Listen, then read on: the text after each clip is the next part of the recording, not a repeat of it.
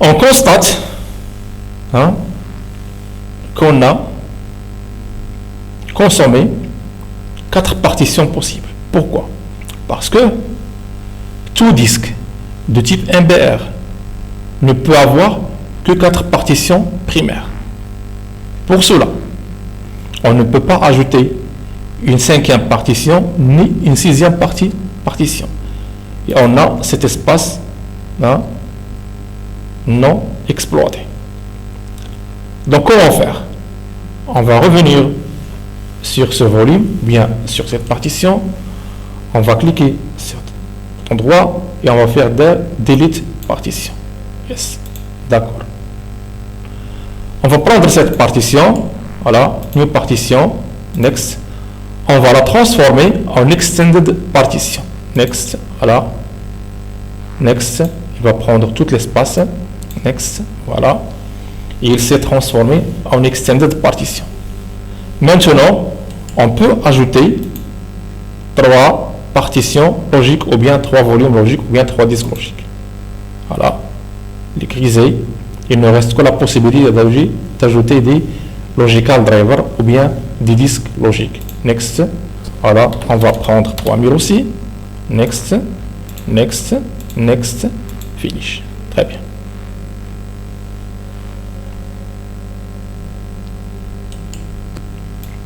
New logical, donc next. Voilà, toujours logical, 3000. Voilà, next, next, next, next, finish. Donc il va partitionner et formater. Voilà, new logical volume, next. On va prendre 3 gigas. Voilà, next, next, next, finish. Voilà, et on a notre espace. Voilà, un espace free space. Et on a 3 partitions primaires. Une partition étendue divisée en 3 disques logiques et un free space ou bien un espace libre. Très bien. Notre constatation.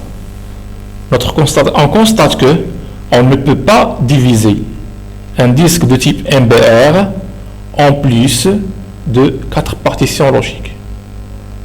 Pour avoir plus de partitions, il faut au maximum prendre 3 partitions logiques et une partition étendue. La partition étendue, on peut la diviser en 2 petites parcelles qui s'appellent des disques logiques. Voilà, on a nos 3 disques logiques. Très bien. Ça, c'est notre première constatation. On va passer à la question 4. Supprimer toutes ces partitions. Pour faire, on va revenir sur notre machine. On va faire delete logical drive. Delete logical drive. Delete logical drive. Voilà. Delete la partition pour la transformer en espace non alloué. Delete partition. Delete cette partition. Il va être transformé en espace non alloué. Delete partition. D'accord. Il va être transformé en espace non alloué. Et toujours, les 2 disques sont de type MBR. Ça, c'est notre question. Convertissez les disques en disques dynamiques. D'accord.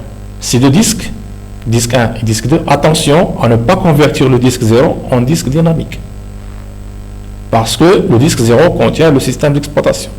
Si on le convertit en disque dynamique, le système ne va pas démarrer. Donc pour que le système puisse démarrer, il faut avoir un disque de type MBR. Très bien. On va cliquer sur ici, bouton droit, Convert to Dynamic Disk. Il va me proposer de convertir le disque 1 et le disque 2. OK. Online. Donc on a les 2 disques dynamiques. Voilà, disque 1 dynamique, disque 2 dynamique. Très bien. On va créer une partition spanned. C'est-à-dire ajouter une partition sur une autre partie, c'est-à-dire une partie d'un disque, plus une autre partie d'un autre disque, hein, et ces deux parties vont constituer une partition SPANed. D'accord. Comment procéder? Voilà. Ici, on va faire new volume, next. Voilà, on va faire SPANed. Donc on a simple, on a SPANed, on a stripped, on a memory. D'accord, next. Très bien. Il me propose disque 2, parce que le disque 2 c'est un disque dynamique. À partir du disque 2, je vais prendre une parcelle du disque 2 et une parcelle du disque 1 et les fusionner comme une seule partition SPANed. Donc je vais faire add. Ici par exemple, je vais prendre 4 Go. Ici, je vais prendre par exemple 6 Go. Alors, je vais faire un next, next, next, next, voilà. Donc j'ai un volume, un seul volume qui s'appelle E, voilà, partagé entre deux disques, disque 1 et entre deux disques dynamiques, disque 1 et disque 2. Voilà, c'est le même volume.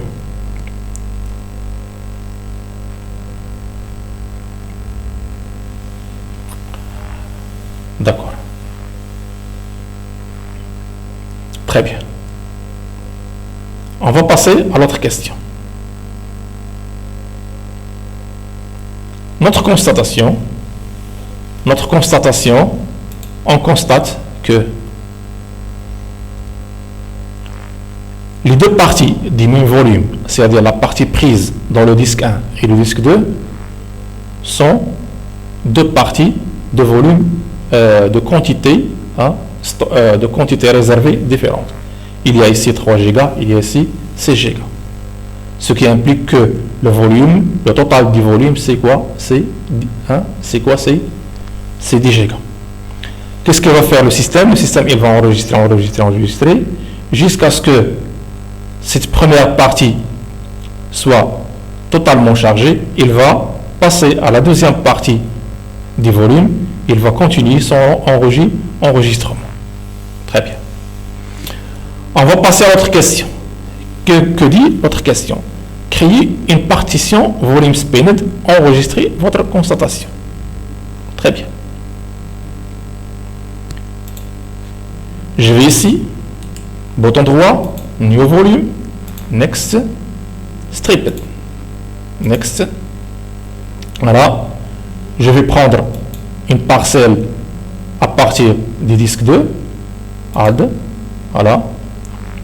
Vous remarquez que cette première partie est grisée, c'est-à-dire, je vais cliquer ici par exemple, je vais prendre 5 Go. 5 Go. C'est le même volume, ou bien c'est la même parcelle prise dans le disque 1, égale à toujours à la parcelle prise dans le disque 2. Je vais faire quoi? Je vais faire un next. Voilà. Et on a le total, c'est 10 Go. Le total, c'est 10 Go. Voilà. Très bien. Next. Très bien. Donc, le total, c'est 10 Go. Constatation.